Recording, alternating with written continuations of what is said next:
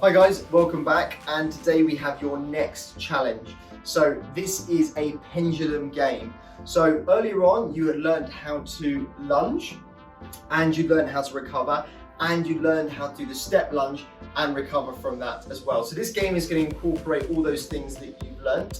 And what we've got here is the lunging pad that you may have made earlier on. And actually what we've got in front of it is what is our pendulum. It's a tennis ball on a piece of string. So that's going to be moving, and this is what we have to try and avoid whilst doing our actions. So what I've actually done is I've taken the lunging pad and I've secured it to my living room door. And what I've done is I've got a piece of string, I've wrapped it round the handle, so the central part of the door, and then another piece over the back so it's nice and secure, and the lunging pad will stay there. Please make sure that you ask mum and dad's permission before you go hanging the lunging pad on the door, so A, they know you're doing it and they're not going to inadvertently walk in when you're playing this game, and B, they're happy that if you are doing this and you miss, you don't want to damage the door around the lunging pad. So the stage is set and we have our pendulum, and actually I will show you in another video how to make this string on a ball, and that is attached with this spatula from our kitchen wedged in the top of the door so it's hanging down nice and secure. So what we're going to do is we're going to use the foil that we made in one of the other videos, like this one here, and to start with just get our practice going. So I'm going to tuck the ball out the way to start with, just making sure I'm using good technique, doing a rerun of what I learned earlier on, arm first, and lunge, and strong recovery.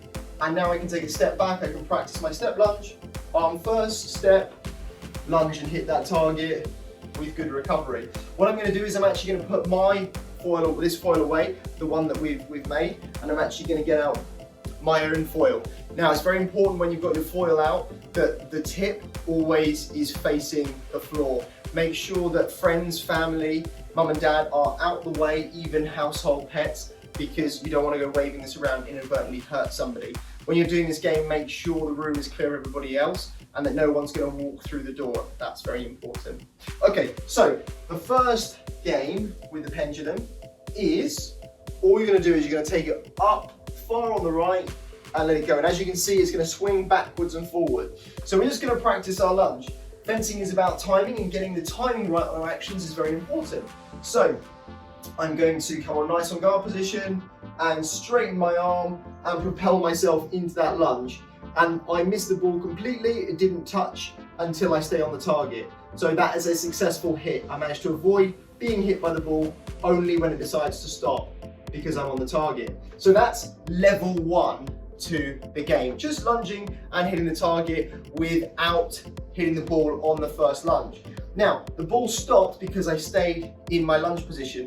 This is where you can now practice that recovery that you've been taught. So we're going to swing the ball again, and on level 2, can we lunge and recover and not touch the ball at all? So we're going to straighten our arms as been shown, lunge and recover. And once again, lunge and recover. So that time, I'm practicing the speed of my lunge and making sure I'm getting good timing so the ball doesn't touch the sword, and I'm able to recover really quickly so the ball continues to swing. So now we've done that, let's try it with a step lunge. So again, take the ball up far on the right, let it go, let it swing, and this time, let's practice our step lunge. So a bit further back now, and straighten that sword arm, making the step, step, lunge. And again, we can just check our position here to make sure we've done a good lunge. And now the ball is only stopping because I've stayed on the target. So just make sure that your step lunge is really good quality. The next level on from that is to swing the ball again, but this time do a step lunge and get the recovery, so have a really good recovery as well. So here we go, and step, lunge and recover, and a step back as well. So we're back at the same distance we were when we made the first action. So I can try it again, step, lunge and recover and move back, and the ball is still swinging, so I completely managed to avoid stopping the ball, which is great because it shows good timing and I'm able to hit even when there's an obstacle in the way. So they're your first progression of games. Can you hit the target without hitting the ball on the first instance? And then can you hit and recover and keep the ball moving? And then you can move on to your step lunge, making sure you're avoiding the ball in the first instance, and then practicing your step lunge with your recovery, avoiding the ball entirely. And actually, what you can do is you can start to make this game a little bit more interesting. So you can have mum or dad or siblings shout out a number to you. So you have to try and do a maths equation whilst doing this. The numbers that I have on here actually refer to special fencing actions that we use. But what you can do to start with is you can just use them as almost points, or even this maths game that I've been talking about.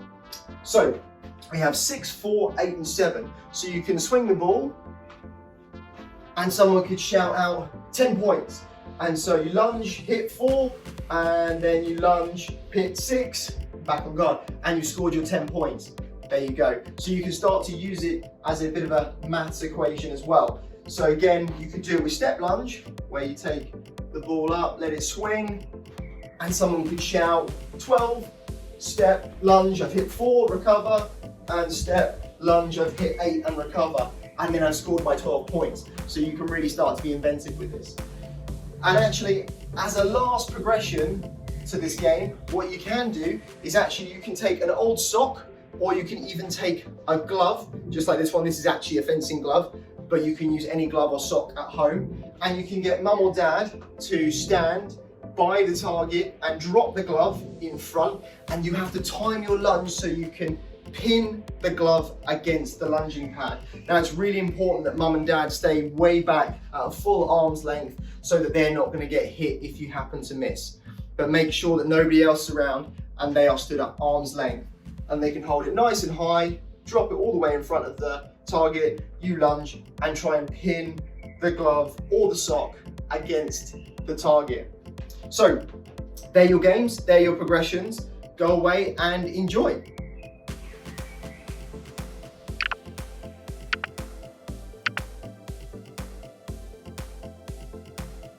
The following contains important information to help you check that these activities are suitable for you, considering your fitness and ability level, and that you have access to an appropriate environment to allow you to undertake them safely.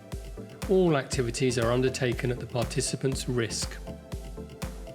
Only undertake activities that are suitable for your level of ability, health and fitness. Do not participate in these activities if you have any injuries. Ensure that you remember to work within your ability and physical limits. Listen to your body and keep hydrated. Make sure you have undertaken an appropriate warm-up. If you're taking part in any of the creative activities and need to use sharp objects such as scissors and cutting implements, ensure that you have an adult present to supervise. Any homemade fencing equipment is only to be used when replicating the movements and not to hit others or engage in a fencing bout with. Finally, ensure that you follow all government advice around COVID-19 and social distancing.